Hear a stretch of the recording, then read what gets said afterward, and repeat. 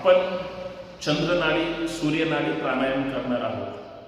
म्हणजे चंद्रनाडी ही जर शीतल नाडी असेल तर सूर्यनाडी ही उष्ण नाडी असते आणि शरीरासाठी दोन्हीही गरजेचे आहेत.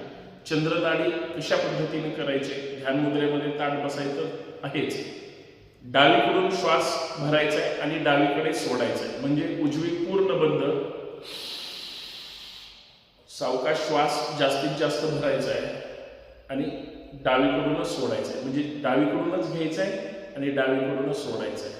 कमीत कमी 10 वेळेस ही कृती करायची डावीकडून, मग डावी नाकपुडी बंद करायची आणि उजवीकडून जास्तीत जास्त श्वास भरायचा आहे आणि जास्तीत जास्त श्वास सोडायचा.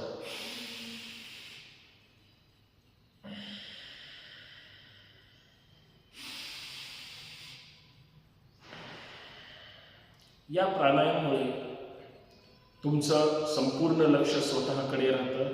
श्वसनासाठी तर महत्त्वाचे आहे, पण तुमच्या कितीही ताणतणाव असेल तर तो हळूहळू ह्या प्राणायाम वेगळ्या वेगळ्या प्रकारामध्ये निघून जातो. चंद्रनाडी सूर्यनाडी ही तुमच्या श्वसनासाठी फार महत्त्वाची आहे आणि ती या पद्धतीनं केली गेली पाहिजे.